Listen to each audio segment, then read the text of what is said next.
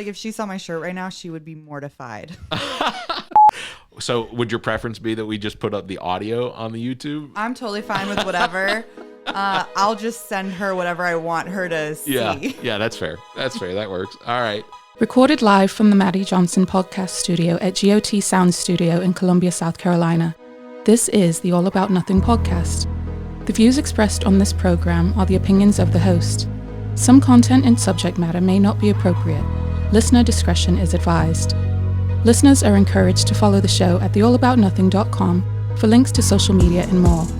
Listeners can call the show at 803-672-0533. Thank you for listening. All right, welcome to another episode of the All About Nothing podcast. I am Barrett, and I'm today joined by Sydney Clinton, who is the Democratic nominee for South Carolina House Seat 98. Dorchester is the area that you're going to be representing when you get elected in the fall. Yes, it's Dorchester County, so it's the North Charleston, Somerville area of Dorchester County. Okay, that's exciting. I assume that everyone is very supportive.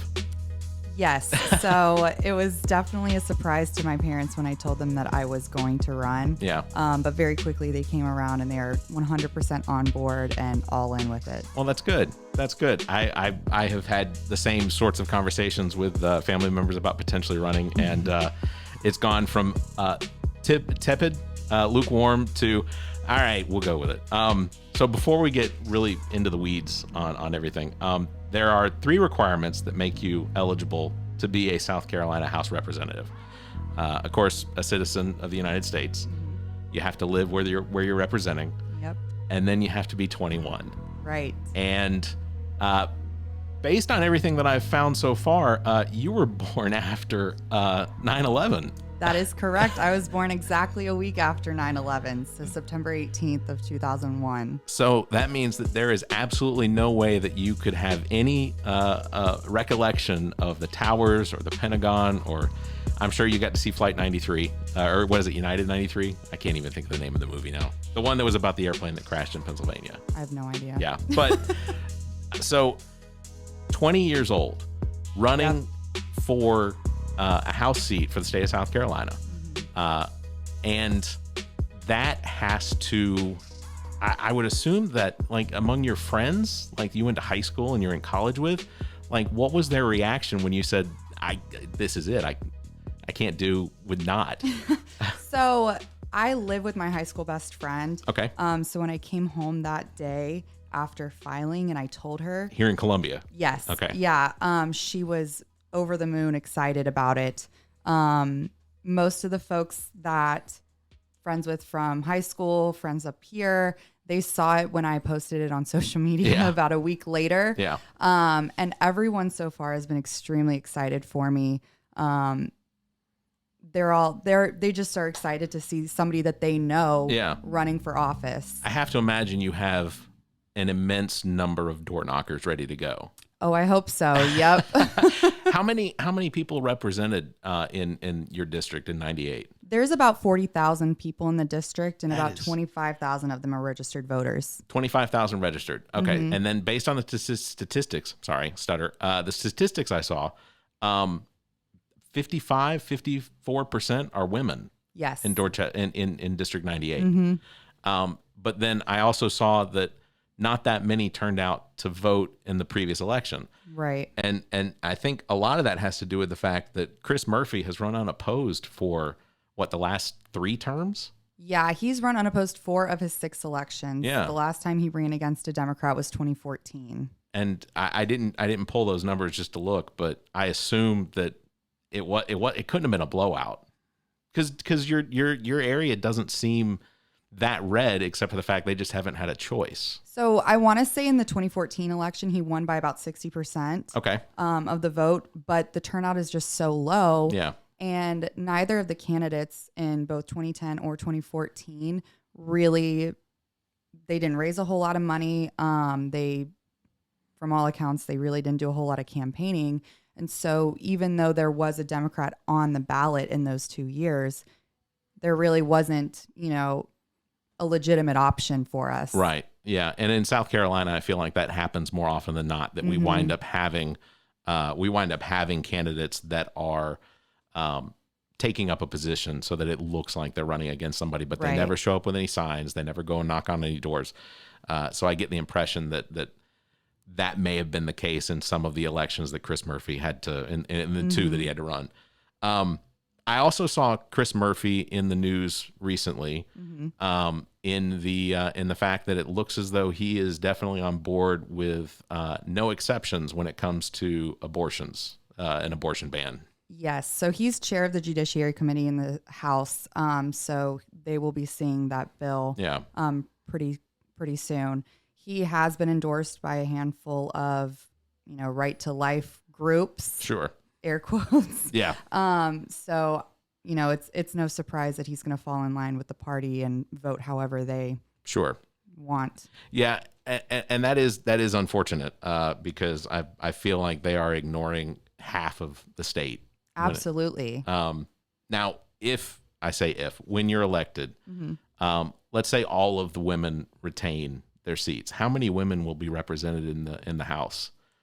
It's still not a lot. It's not a lot. I want to say it's like 17 or 20% of the South Carolina House are women. Yeah. And the state is like 52% women. Yeah. So it's still not really an equitable representation, at least gender-wise. Yeah. And of course, with the Supreme Court's decision to overturn Roe versus Wade, I think that's going to wind up playing a big role. And it sounds like, because legislature, South Carolina State House, is not in session right now. No. They're supposed to be home campaigning. Right. But so that's one of the things that's probably going to wind up being one of the big debates on the floor, as long as there's enough representation to actually have a debate, Right. as long as there's enough people to actually argue for that. But that means that South Carolina, we have to have that representation, because otherwise it's just gonna be a whole bunch of old white men making these decisions.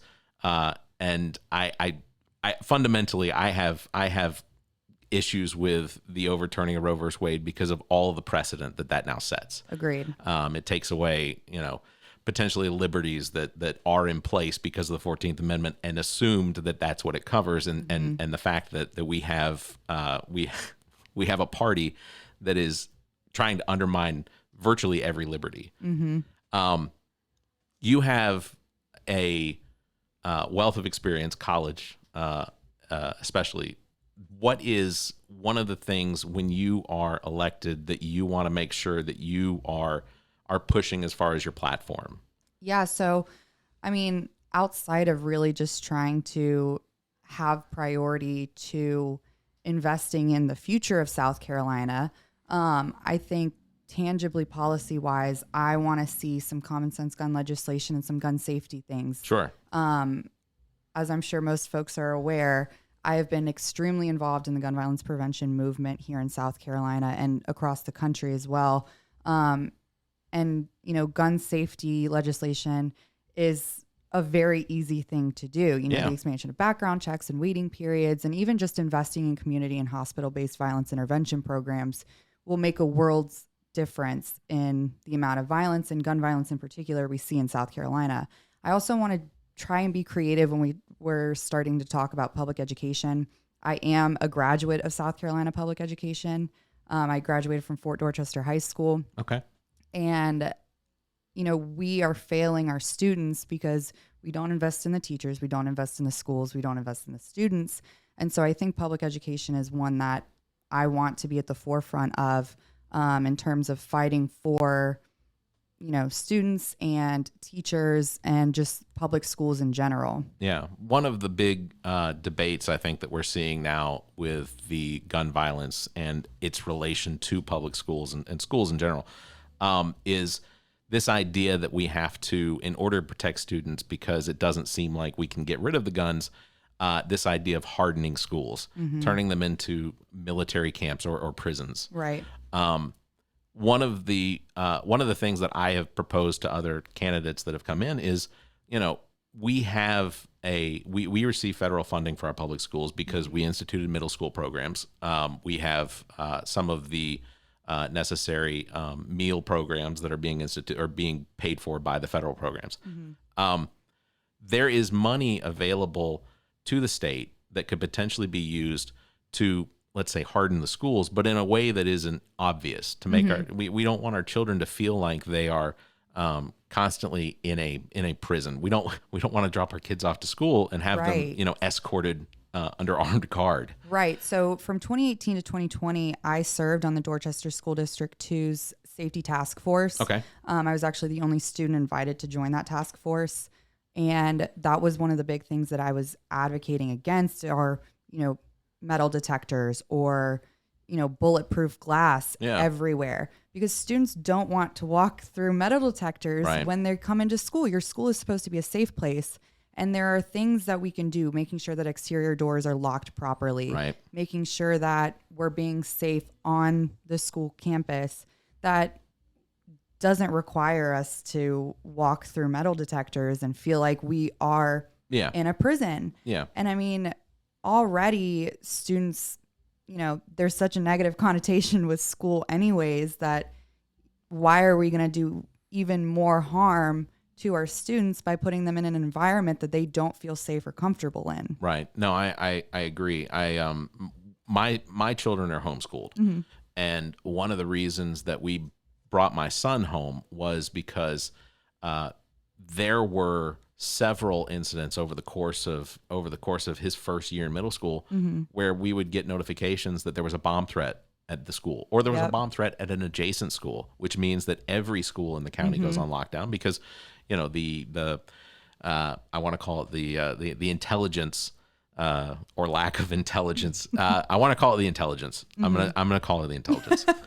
I don't want anyone to feel like I'm demeaning them, but that ultimately the intelligence wasn't ever specific enough to which school it was, what student was involved. It was somebody saw something on Facebook or on Twitter or whatever, and that then led them to say, "Oh, we're going to lock the schools down," and that got in the way of just education. And we didn't like the fact that was the environment that he was going. Now it's gone down a lot. We haven't seen near as many of those notifications, but I still have to acknowledge that they're happening. Yeah. And if they're not happening at the school that he would be going to, they're happening at somebody else's school that we know. Yep. And I think ultimately that just makes it very difficult to learn in. I don't know what the solution is to that. I know the potential of metal detectors and things like that. I think those would benefit in security. I know that in other states that there are technology available that have cameras that will identify very specifically people that shouldn't be in the school, that they run into a database that's available through the sheriff's department that will hit and say, that's an individual that clearly shouldn't be. And like you said, just locking the doors. Right. I mean, having one point of entry, that not one point of exit, but one point of entry specifically that someone has to come in, go through an office, create barriers that potentially, would get in the way of someone trying to harm children. Right. So actually my sophomore year of high school, so 2018, the day after the shooting at Marjorie Stoneman Douglas in Parkland, Florida, we actually, in the middle of our lunch period, which was an hour where the entire school was allowed to just roam about and go to teachers' classrooms to get tutoring or make up work or get lunch or do whatever, our fire alarm went off. And after spending the entire morning talking about the shooting that had just happened in Parkland, like all of us froze because our natural reaction would be to, exit the whatever room we're in or exit the building. And that's exactly what had just happened in Parkland. And then the following day, we had threats on social media that somebody was going to bring a firearm to the school. And that ended up really being the catalyst to my involvement in gun violence prevention work, was just the fact that I felt 100% unsafe in my own school. Yeah. And there was nothing that 16-year-old Sydney could do except get involved in this movement. Yeah. Well, kudos to you, because I think it takes a lot to, one, lead a group of people down the street to protest, to I don't want to call it protest. I ultimately I have to believe that people are recognize that there needs to be safe responsibility when it comes to guns. But then they get that Second Amendment thing in their head and they're like, oh, well, I get to own as many as I want and I get to buy them whenever I want. And I'll just say that as as a member of the NRA for decades, I say decades because you could be my daughter, for decades. The reason that I eventually stopped my membership with the NRA was because specifically I wasn't paying a membership to a club that supported my, or it wasn't a gun club anymore. It had become, I was paying membership for them to for them to spread propaganda that is specifically designed not for me to be able to own guns, but for me to be able to buy guns. They're doing this for the gun manufacturers. In South Carolina, and I don't know if you know, but is there an NRA influence in South Carolina as far as like state legislature that you've heard? I don't know if you know the answer. Well, I know Chris Murphy's endorsed by the NRA. There you go. So to what extent they're involved, really, he has been endorsed by them. So. Yeah. Okay. Well, then, yeah. So we know now, yes, Barrett, your answer is yes, the NRA is involved. When it comes to some of the other issues, well, first let me ask you, so when you've already started campaigning. Right. What reaction are you getting from people when you, like people you don't know, but people that potentially will be your voters? What reaction are you getting from them when they see you? So thankfully, I look older than I am. Okay. So typically on one-on-one interactions with folks or even in small groups, without having mentioned my age, they assume I am a little bit older. But once they find out that I am 20, it's been kind of hit or miss. I think that on one hand, it is, or it can be inspiring to folks that young people are getting involved in our legislative process in a way that really is unheard of. Yeah. And then on the flip side, because of my age, it's seen as just a lack of, overall life experience, which, okay, I'm 20, but, it doesn't diminish the fact that I am a part of this community. I'm a part of this state. And that I want this place to be better for me. I want this place to be better for my sister and for, my future family, because right now, that's not going to happen. Yeah, and one of the things that I've talked to Ryan Thompson about is that I do not believe that anyone should react to your age or Ryan's age in a way that is a handicap. Right. I think that because one of the big issues in South Carolina is schooling. South Carolina was recognized for years when I first moved here as having this corridor of shame. We had so many schools that were failing all over. Right. I think that it is a benefit to having individuals that potentially have been in school within the last 10 years, because what we have right now is people in legislature, in the state house, that haven't been in school for, decades. I mean, almost half centuries for most of them. And so many of them, are also the same people that send their kids to private schools instead of the public schools in their own communities. So if these schools aren't good enough for their kids, why are they good enough for anybody else's? Right. So, having a student perspective, and again, I graduate of South Carolina public school and my sister's still in high school. There's such a unique perspective and a unique way for me to bring ideas to the table in a meaningful way that hasn't been seen. Right. And it's, it's a similar reason why we want teachers involved in running for office and running for, state house and county council and city council and school board, is to have their voices involved. And it's the same, I think it's the same thing for students. Yeah. There is an experience level, I think, that again, should not be viewed as a handicap. It should, your age, I think, makes you, exactly what the state of South Carolina needs, because again, we've been represented by old white men for so long, and they don't, I don't value their opinion on what they think school should be, because how many degrees of separation from their great grandchildren in school. Sorry, that's probably too far.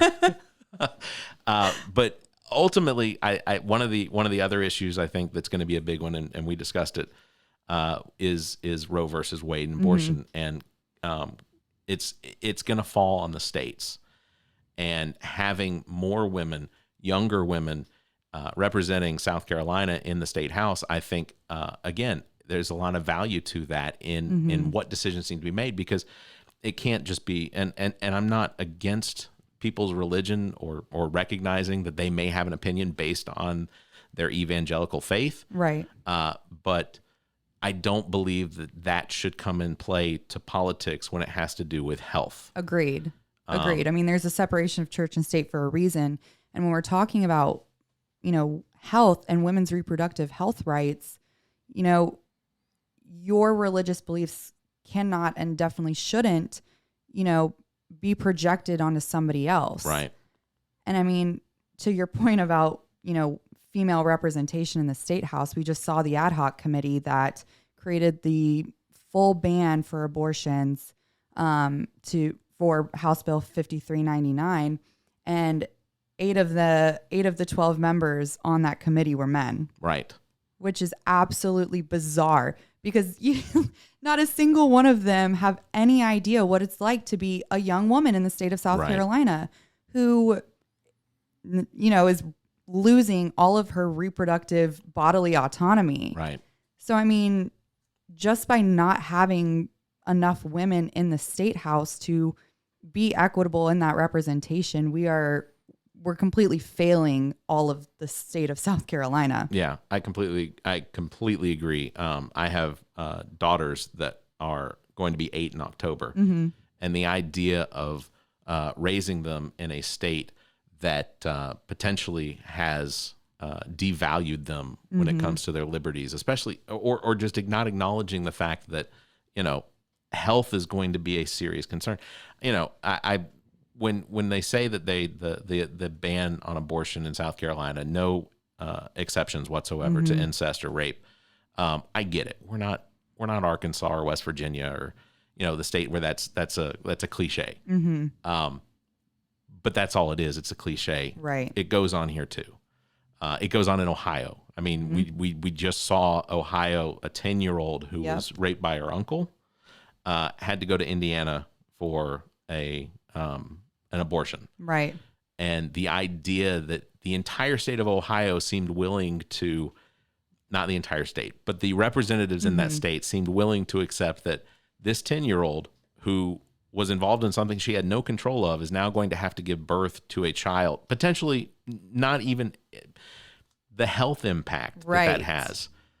She's already going to go through mental impact, but the health impact of carrying a child full term at the age of 10, I have to believe that someone with some common sense would say, no, wait, this doesn't make sense. It's actually asinine to me. And I mean, the ad hoc committee chairman, John McCravy's comments within the last couple of days about the lack of exceptions about, rape being a tragedy and access to abortion turning one tragedy into two tragedies.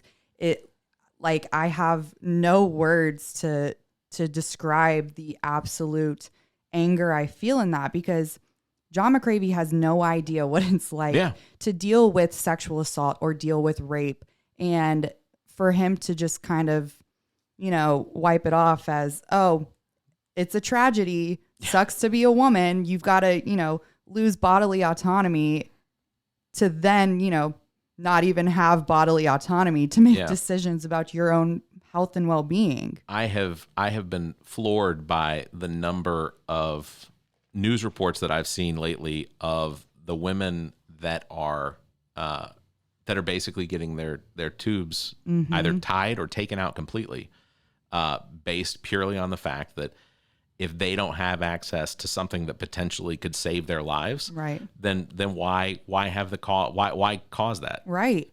I mean, the fact that at 20, almost 21 years old, I'm sitting here and genuinely concerned that I will never be able to start a family in the state of South Carolina, because I'm not going to bring children into a world, into a state that doesn't, protect them, that doesn't value them, that would rather see them as an unborn fetus than, a six-year-old or a sixth grader or whoever walking through the halls of school, because it's not like we're going to actually take any steps to protect the people that are here walking around. Right. We're not going to expand access to healthcare. We're not going to ensure that there's gun safety legislation.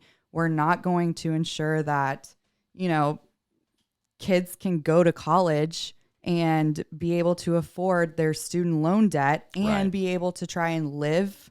I mean, it's so bizarre to me. Yeah. I want to go back to the fact that, one, you're running against someone who has run unopposed for the last 3 terms and Right. out of the 6 terms 4 times.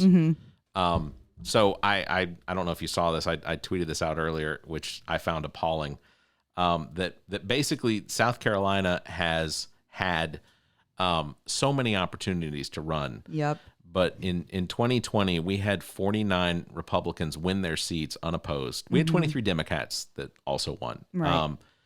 But 49. Like I saw that and I was like, oh, well, I see a lot of people running this time. There's no way that's going to be repeated, until I saw there are 46 Republicans running in 2022 unopposed, and 9 additional Republicans running unopposed for their first time. That's crazy. The Democrats unopposed has dropped to 17 for this election, which, that's 55. That's 55 wins right off the bat, Right. without a vote being cast. Right. And I applaud you for running. Thank because ultimately, if you hadn't, you didn't primary. Nope. Ryan didn't primary. There is something to be the first to do it. I get you're not the first Democrat to run in that, right. but it's been what, 6 years, and I don't understand this idea of just giving free. Me either. It's not really any money. It's $10,000 is piddly, right? And I get you're only working for what, 3 to 6 months potentially. Yes. And then I see how much money some of these campaigns are raising. Like, it's insane. in unopposed districts. Your campaign, I assume, has started asking. You're taking in donations now. Yes, I've seen your Act Blue. Yep. I've put links in our show notes so that we can get fantastic. And I basically, one of the things I want to make sure is that people are going and finding this link and making those $3, $50, $20, whatever, right. however much money, because it's not just your district that you're representing. It's women in South Carolina. It's people under the age of 43. It's people, but it's people with the same ideals right. so it doesn't just have to be people in your district donating to your campaign. Correct. This can, there's if Mitch McConnell can pull in millions of dollars from China for his campaign, then why not you?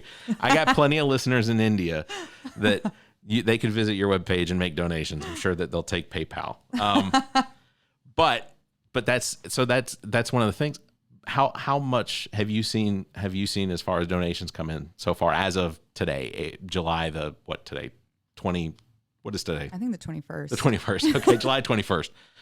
So we have raised a little over $8,000 with just over 100 donors. Oh, that's great. Total. So I have been absolutely blown away with the support that we've gotten so far. And I know there are plenty of folks who are probably scoffing at only $8,000, but no. The last 2 Democrats to run, neither of them raised more than like $2,200. See? So the fact that I've nearly tripled both of them combined in my first 3 months is pretty impressive. No, that's fantastic. So I'm really pleased with where we're at so far. Obviously, I want the donations to continue to come in. But I've been very, very pleased with it so far. And that's not okay. So one of the things I have to stress, because I have looked at campaigning, the donations that are coming in, that's not paying for, that's not money that's given to you. This is money that goes towards signs. This is money that goes towards, honestly, I campaigned for Bernie Sanders in 2016 and in 2020. And I know that every bottle of water that was handed to me was accounted for. Yep. When we would walk neighborhoods, or if I was phone banking and somebody handed me a soda, they were keeping track of all that, because that's what you have to do. But right. But $8,000 buys a lot of water. Yes. Okay, it does. not as much as it did several years ago, but So you said that August 1st is when you're going to actually start. This is going to be your big kickoff. Yeah, that's the plan. So we had like a campaign launch party back in April, like the 20th or 21st, somewhere that week. And it was phenomenal. There were probably 25 or 30 people who came to just one of the local restaurants in the district. Cool. And so that was kind of the launch of the campaign. And we're really going to get going August 1st on door knocking. I want to be a candidate. I want to be a representative that is in touch with the district and is accessible to the district. So that's kind of our plan moving forward. Well, that is very exciting. We're going to take a break. We're going to come back, and we're going to discuss more of the platform as far as what you're campaigning. And also, I want to get into more in depth as far as like we've talked about people's, but there are businesses in your district, right? And I just want to ask some questions about that. But terrific. You're listening to the All About Nothing podcast. I am with Sydney Clinton, who is the Democratic nominee for District 98 in South Carolina. We will be right back. All right, Nothingers, I want to cue you in about a friend of the pod, Blank Canvas Brand. If you own a business or restaurant and the time has come to build that unique brand, you have got to get a hold of Blank Canvas Brand. Blank Canvas Brand specializes in brand identity, including logos, business cards, flyers, and anything else to promote your business. And now, Blank Canvas Brand offers printing services to help with your clothing needs, including sports teams. I can tell you from our own experience, Blank Canvas Brand is responsible for our logo, as well as the Bowl of Duty bowling team logo, and we couldn't be happier with what's been produced. For more information, you can search Facebook for Blank Canvas, or you can email Blank Canvas at theallaboutnothing.com. That's BLNKCANVS at theallaboutnothing.com. You can find links in the Friends of the Pod section of our website. Visit theallaboutnothing.com. Hey everyone, I want to take a quick moment to mention one of our new sponsors, thepaintedmoment.com. That's thepaintedmoment.com. Check this out. Have you ever taken a photo with your phone or digital camera that would look amazing as a watercolor canvas painting? Well, now there's a website ready to take your photo and turn it into digital painted moments. This is how it works. Visit thepaintedmoment.com, follow the instructions, and your digital photo will be enhanced and returned to you with links on where you can have an image printed to canvas or whatever else you'd like to do with it. We've already got a couple of these enhanced photos hanging around the house, and trust me, you'll love what comes out. Thepaintedmoment.com. Create a painted moment in time from your digital photos. Thepaintedmoment.com. Seriously, check them out today. Thepaintedmoment.com. What is a vaccine?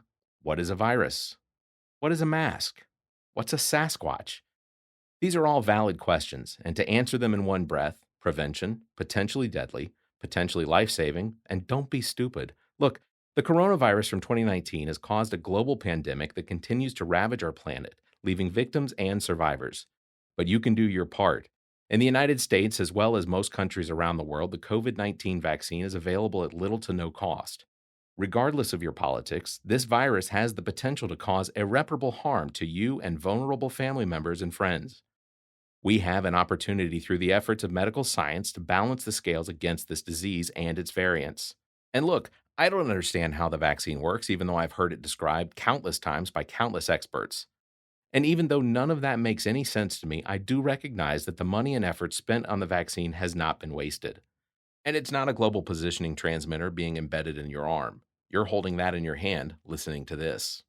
So get the vaccine. Protect yourself. Protect your loved ones. Hell, protect the guy standing behind you waiting on his taco supreme and nacho fries. Let that be the reason his organs shut down. For more information, visit covid19.nih.gov for actual science information. We have to thank our sponsor, GOT Sound Studio, and its owner and operator, Dominique Stewart, better known as Neek the Geek. GOT Sound Studios offers a variety of recording experiences from music, voice, and instrumental recordings and production, as well as podcasts. GOT Sound Studio is located in Columbia, South Carolina, and operated by the most talented producer and engineer in the business. GOT Sound Studio is a Black-owned business. Bring your recording business needs here.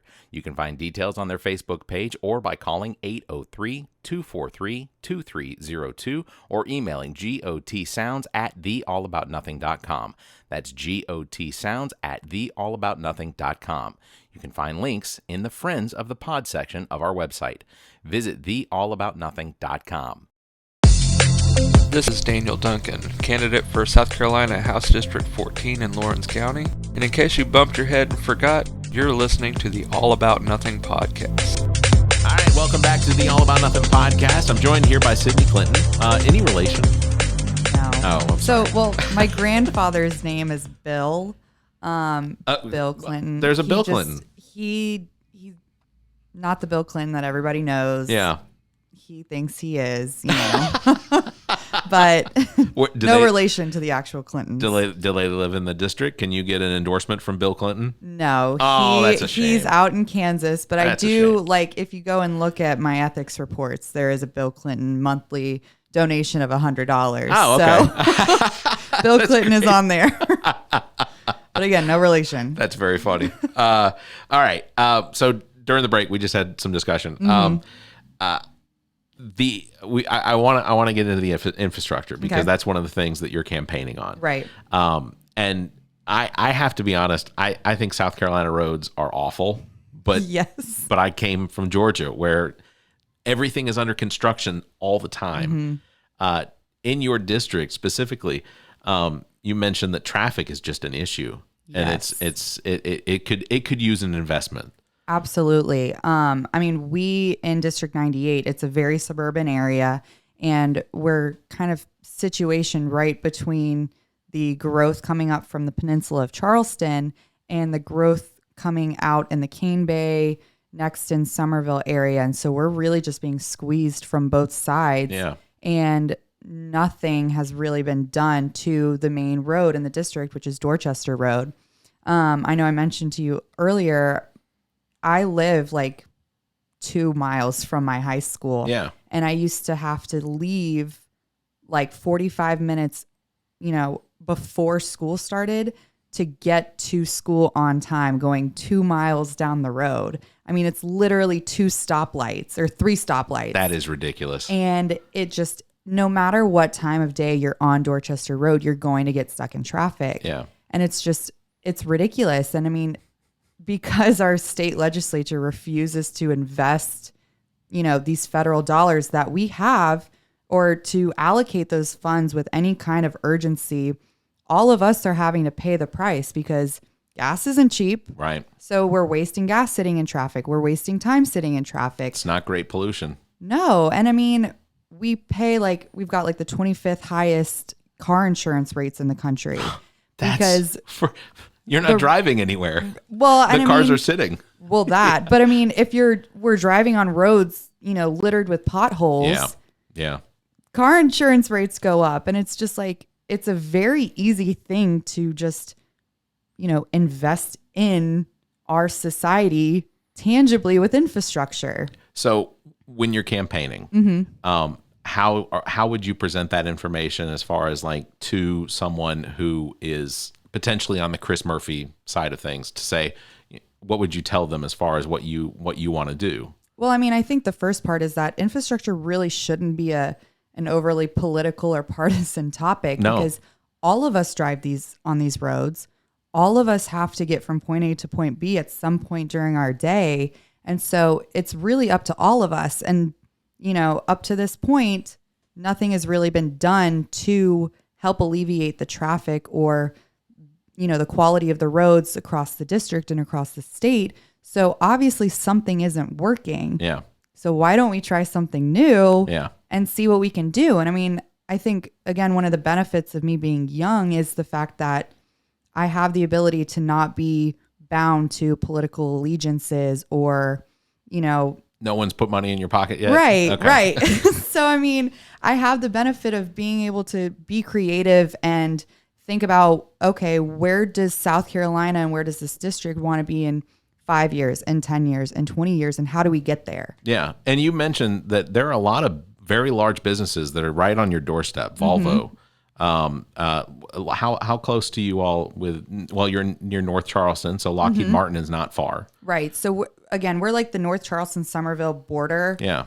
So we've got the Air Force Base right there. We've got Bosch. We've got Boeing. There's Volvo, Oh, yeah. Mercedes. I mean, there's a ton of, businesses and economic development across the the whole low country region of South Carolina.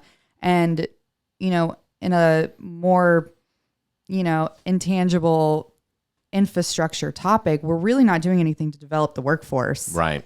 And when I talk about some issues, I always think about how everything is just tied together. So, I mean, public schools, for example, you know, our graduation rates are extremely high, especially in Dorchester District 2. And my high school had like a 90% or 92% graduation rate. And our math and reading percentage of, you know, being able to read and do math at a, you know, the level you should is like 60%. So we're, you know, we're letting these kids graduate that are not prepared to go into the workforce and are missing out on quality paying jobs from Boeing, from Bosch, from Volvo, from Mercedes. Yeah. So it's just, I mean, all of it's tied together. It's not utilizing the businesses that are there to put the wealth back into the community. Right. I ultimately I see that in lots of different places where these large companies, BMW went into the upstate. Yep. And when BMW came into the upstate, they brought in a workforce. They didn't just hire people from around the Clemson, Greenville, Spartanburg area. They you know, so giving those businesses a reason to invest in the communities is big. Right. Locally, smaller businesses. You mentioned that you had your kickoff in April at just a local restaurant. Yeah, we had it at like a Kick and Chicken down the road. That doesn't sound bad.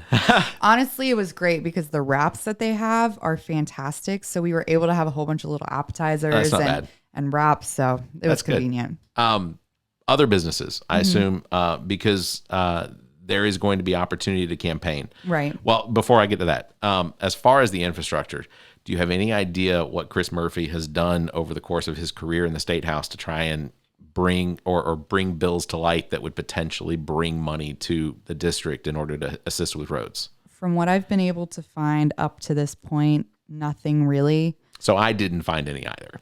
Okay, so I'm not just missing it. No, it's really disappointing when I do a search into a number of these candidates. They're incumbent candidates that have not had to face off against anyone. I find that in the span of their sessions, there's virtually no work getting done. Yep. They're happy to get in front of Post and Courier or in front of the state and say something, you know, that'll get them attention. But Chris doesn't even really do that. Yeah.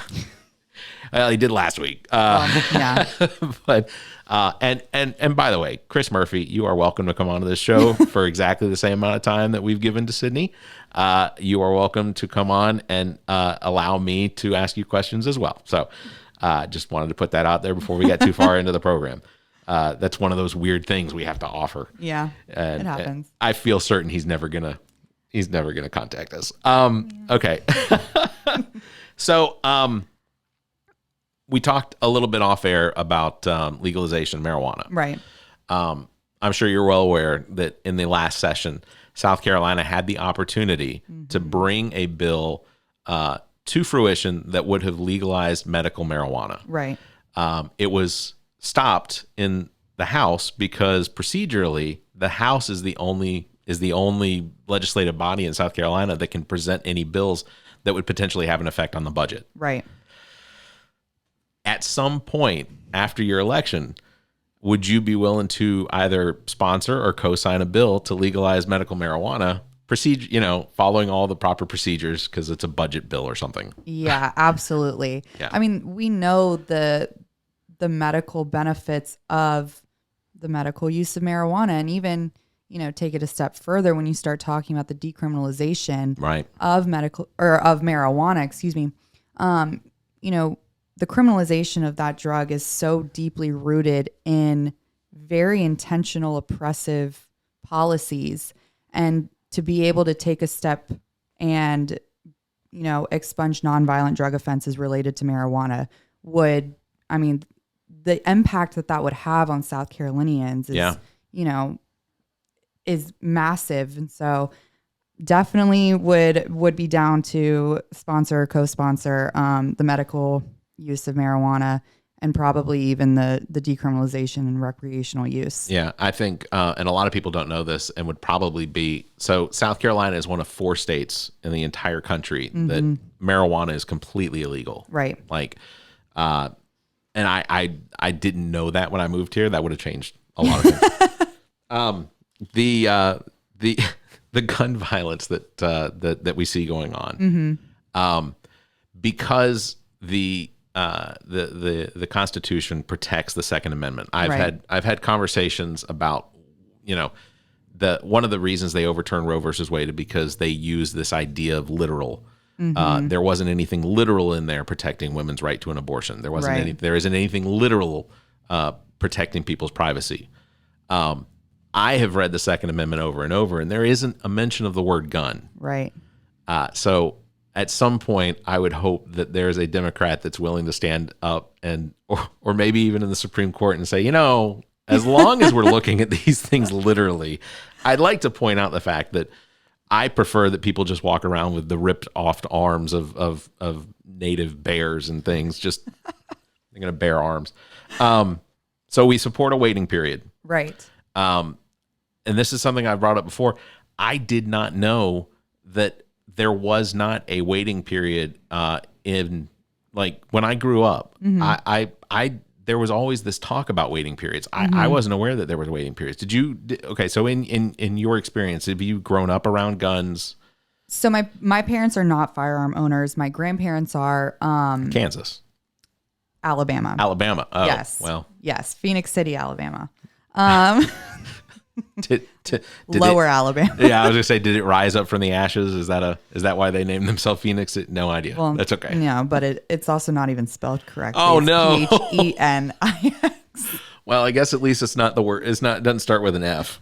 Right. Okay. So no. The exposure to firearms that I really had was between conversations, because my dad is a retired Marine, so my entire life has been spent around the military, and so conversations related to firearms in the military, and then a little bit with my grandparents and firearms. But it wasn't until 2018 when I got involved in the gun violence prevention movement that I really started to understand the nuance of gun safety legislation and gun policy and the Second Amendment and everything that it kind of entails. So it was, I don't want to say like a culture shock, but it was more of just, eye-opening to see how little protections for people that, preventative. Right. Preventative. Yeah. And so, being in Charleston when the Mother Emanuel shooting happened, I was, going on 14. It was just like, how could this possibly happen? And then in 2018 with the Parkland shooting and seeing it could happen anywhere. Right. Again, it was eye-opening to dive into all of the nuance of gun legislation. Yeah, that's one of those things I think that I am the most shocked by is the reaction to what happens or what people's reaction is to like Uvalde or Parkland or down the Mother Emanuel Church. Right. Is the reaction is almost always, how could it have happened here? Like why here? Well, right. My answer, and it feels cynical, but it's going to happen. It's just a matter of time. Yeah. Ultimately, if the gun manufacturers are able to inundate the country, we have more guns in this country than we have people. And the fact that ultimately the way that we're going, it's going to happen everywhere. There isn't anywhere that's going to be safe. So there ultimately needs to be something to curtail. And I know that everyone goes to, well, it's mental health. We need to, and I completely agree. I think that mental health in this country has been abandoned. Agreed. We're right down the street from what was one of the largest state mental health facilities in the South, which was ultimately shut down because of the abuse. And I don't attribute the abuse to the people that were there because they wanted to abuse people, but just the fact that there was this idea that I don't like my cousin. My cousin's up to getting money from my aunt, and my cousin, we still have doctors that will a woman's period, they look at it as hysteria. Right. Like they will diagnose it as hysteria. Right. So hysteria comes and they check them into the facility. I'm not saying that, they were inundated with so many patients that, they looked at it as abuse. It's neglect. Right. But mental health in this country is being neglected. And I think ultimately you have to figure out how to attribute the mental health to the gun violence. You can't just say, oh, it's a mental health issue. Right. You can't just toss that out there and say, it's a mental health issue, and that's what we need to address. Okay, well then fine. Then address it. Right. Do something to address it. Actually do something. And I think the thing that bugs me the most about gun violence in particular and the conversations that we have after every, mass shooting that we see is, well, this isn't going to work. It's not going to solve every single shooting. So why bother? Right. Well, if we can decrease the amount of people being shot and killed in America by one, then it's worth it. Right. Yeah. If you're going to save one life, then let's save that one Right. life, because that one life might be yours or your child or your loved ones. Somebody like that. I also am in favor of potentially, because I don't know if it's going to get done at the federal level, but a state-sponsored database Yes. for firearm owners that is a serial number tied to an owner, as well as potentially requiring insurance for someone for every single firearm they own. Yes. So that is something, cars, right? Yeah. Like we have like the VIN numbers or whatever on the cars. And it's just crazy to me that we view firearms as just like everyone gets one, which Right. again, like I'm never going to say I want to take your guns away. I will never say that. What I do think we need to do is be very intentional with making sure that there's safe and responsible gun ownership. Yeah.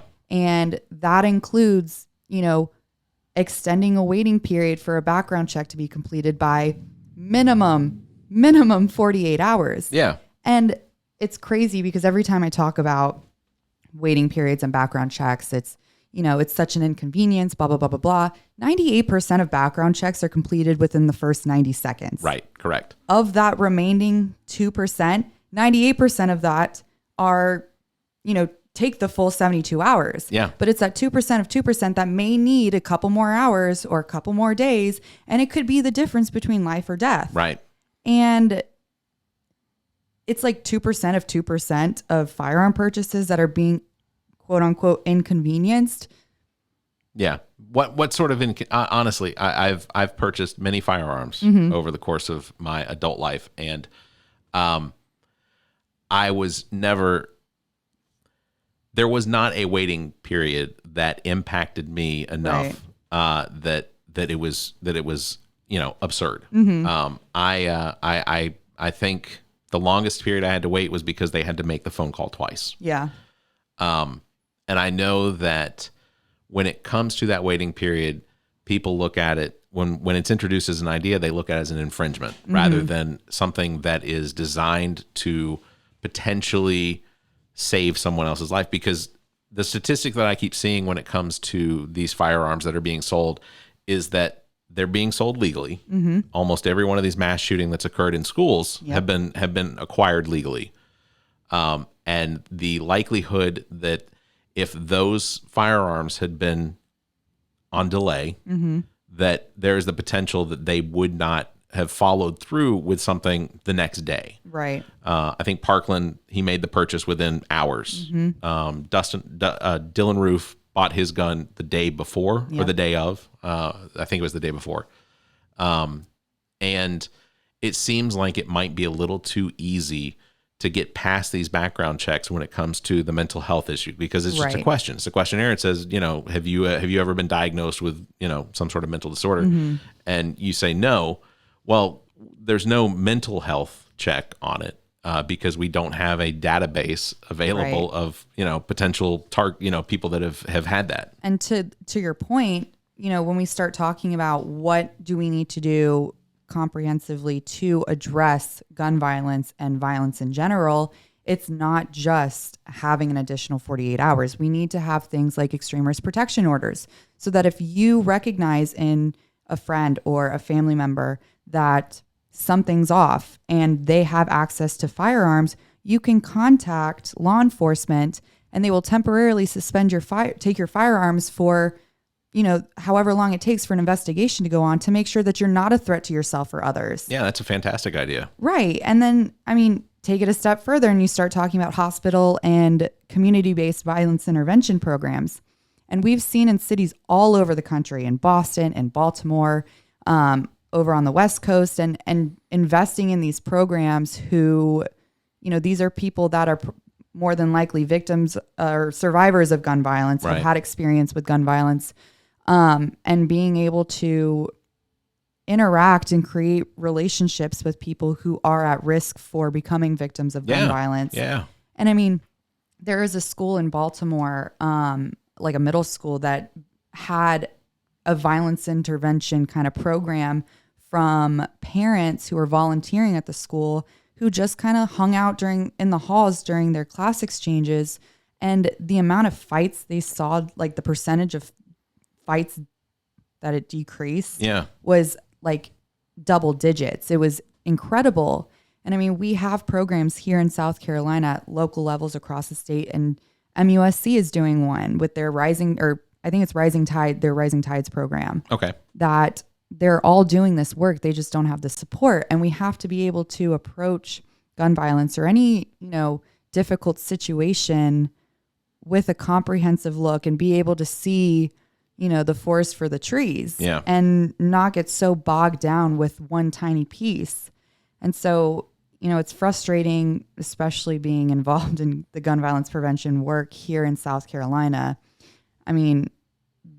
No one's willing to compromise on anything to try and protect and save lives. Everything is an infringement. Right. And what's crazy too is the fact that the Second Amendment says it's for the security of a free state. Right. How can we really be a free state if I'm afraid every time I walk out of my front door I'm going to get shot? And, I don't even have to walk out my front door. There was a shooting at my apartment complex a couple months ago that hit my air conditioning unit. Wow. Yeah. So, I could have been sitting on my porch. Thankfully, none of us were home. But sleeping in your bed, sitting on your porch, walking around, going to school. I find that awful. Yeah, the fact, me too. Because I recognize that while I have not been affected by gun violence, I have to play the white privilege card because I feel like I've never been in a position where that's happened. And I've lived in some pretty bad apartments, but it didn't happen. Not while I was awake, at least. But there's this ideal that any sort of barrier to people being able to purchase more guns is some sort of an infringement. And you mentioned the free state. Well, that isn't even really the biggest part that I find about people purchasing guns is this idea that they're doing it to protect themselves. And I would find it difficult to believe that any of them are a good enough shot. I know there was this report with some kid at a mall or something like that where he just happened to be that good guy with a gun. And they keep drawing to that story. And I look at it and it's like, okay, you got one.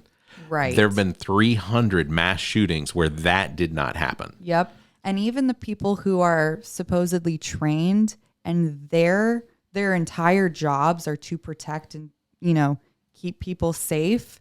We saw it in Uvalde and nothing. And the thing is, I just had to do an active shooter training, and they were talking about this. And this is okay. So, where did you do active shooter training? Was this at the city of North Charleston? So I work I teach swim lessons at the North Charleston Aquatic Center. Okay. So all of us had to go do an active shooter training, and the officer that was doing this training was talking about, being able to protect yourself and, that somebody could do as much damage with a knife as they could an AR-15. And I keep going back to, number one, no, you can't. Right. Number two, we saw in Uvalde that officers wouldn't approach that because they know an armed human being with an AR-15 is a threat. Yeah. Yeah. We know that. So it's just absolutely crazy to me that this is, every other month we're having to have the same conversation that, school kids shouldn't have to play dead in their friends' blood to try and survive. Yeah, it's really disappointing that we can't find a solution to this, but for some reason we can find a solution to the abortion problem by just banning abortion. Right. Yeah. Ultimately, I think a lot of what's going to come down to the gun violence and curtailing that. It's because at a federal level, I don't think it's going to happen. I don't either. My suggestion would be at the state level, at least instituting or sponsoring a bill that would provide grant money to every one of our universities in South Carolina to potentially start looking into to research, and create a database of this violence. I know that the news media does it, but sometimes that data is skewed. The CDC is not allowed at any level to do any research into gun violence. Like it's an epidemic, but we're not allowed to let the organization under our federal government that literally does research into can't do it. Yeah. But South Carolina, I think that with the right people involved, we could have research done at universities that could then be provided information, because ultimately nobody's going to do anything if they don't have numbers to back it up. Right. And those numbers can't come from the news. The numbers can't come from the AP or Reuters or anything like that. It's got to come from a reputable source inside. State's going to have to pay for that. Yeah. And honestly, South Carolina should prioritize investing in our people. And that is just one piece of the pie. I actually was at Johns Hopkins Center for Gun Policy and Research the summer of 2019. Okay. They did a summer youth institute for activists and organizers from around the country. And it was like 16 to 18-year-olds or something. Maybe it was 16 to 20-year-olds. Whatever it was one student from every single state at Johns Hopkins doing like a 3.5-4 day training on gun violence prevention work and the policies that states across the country have implemented and the success that they've seen, and how do we as advocates in our own communities take back that same message and that same information and apply it to our state. Yeah. So one of my main priorities has, for the last 4 years of my life, been gun violence prevention. And it 100% will continue to be one of my main priorities. And so, hopefully I can get into the state house and try and, sponsor legislation to try and do something, because South Carolina, we just cannot continue down this road. Yeah. Well, I am inspired. I think I think that once we get you elected, that you will definitely represent the people of Dorchester and women in South Carolina, because I hope so. I think that South Carolina would benefit from having you in office and providing the necessary perspective that I just don't think is there right now. Totally agree. And I appreciate that. No, so.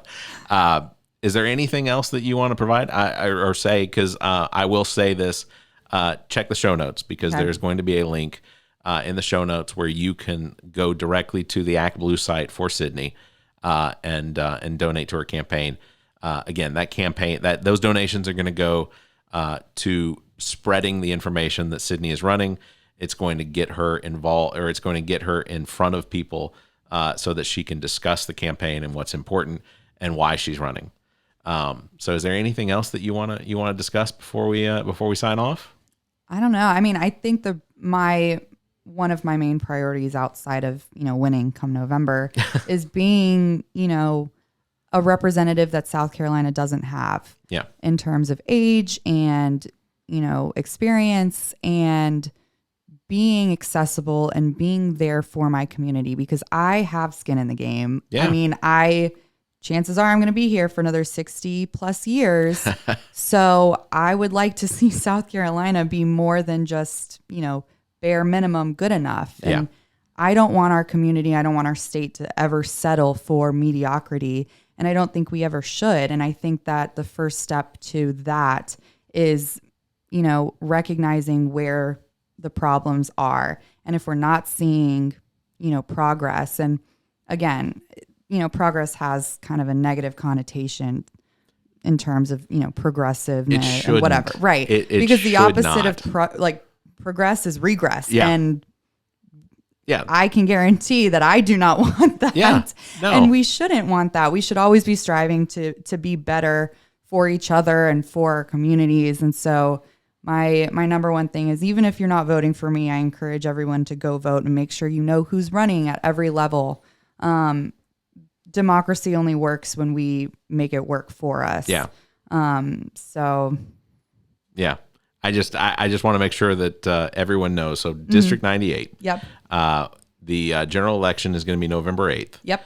And if you are listening to us from the Dorchester District 98, just know that it's Sydney walking around. And how many homes do you figure you're going to try?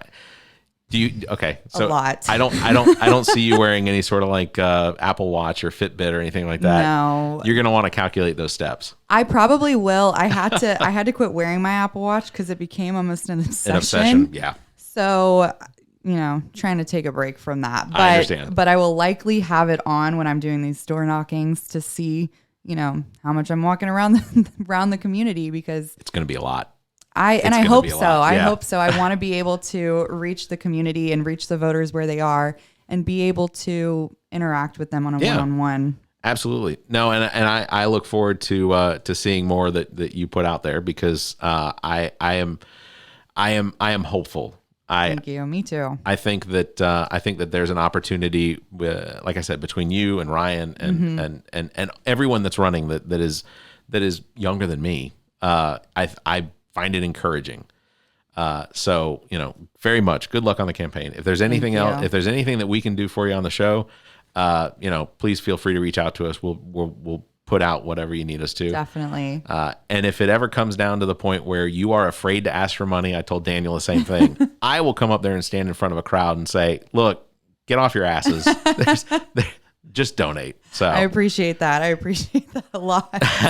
So I don't have any problem with it. I've had so many people ask me for money that I feel like I owe it to them to ask now. So thank you very much, Sydney, for being on the program. Thank you for having me. Again, check the show notes. Real quick, I also want to make sure that I bump the microphone and tell everybody. TheAllAboutNothing.com. If you have not checked your voter registration, you can now go to our website and check your voter registration. And I encourage everyone across the country to check your voter registration, because there are games being played in some states, and I just want to make sure that you know where you're going, what you have to do to vote, because I feel like every state is going to wind up trying to make it more difficult. Also, election poll clerks and managers needed for the November 8th election. Absolutely. I know it's a big ask, but if you're able and you have the time and ability, every county in this country is in need of poll workers for the upcoming general election on November 8th. In order to provide polling locations that are the most convenient, strengthening voting accessibility, county election officers need help. So you can Google your election poll working for the zip code that you are in, and it'll bring back the necessary information with a web page where you can potentially volunteer. You get paid for it. So I do it. And if I can do it, everyone can do it. So make sure you do that. Sydney, thank you very much for being on the program. Thank you for having me. I enjoyed it. Good. All right. This is the All About Nothing podcast. Everybody, you stay safe and have a great week. This The All About Nothing podcast is recorded live from the Maddie Johnson podcast studio at GOT Sound Studio in Columbia, South Carolina. The All About Nothing podcast is produced and engineered by Neek the Geek, owner and operator of GOT Sound Studio. To support the show, please visit theallaboutnothing.com for links to social media, merchandise, and more. Become a patron of the show by following the Patreon link at the top of our page. The All About Nothing podcast is an entertainment product of Barrett Gruber. Special thanks to Zach King, Trent Clark, Muff the producer, Neek the Geek, and you, our listeners. Please subscribe, rate, review, and share. If you're on YouTube, please hit the like button and the notification bell. Thank you for listening.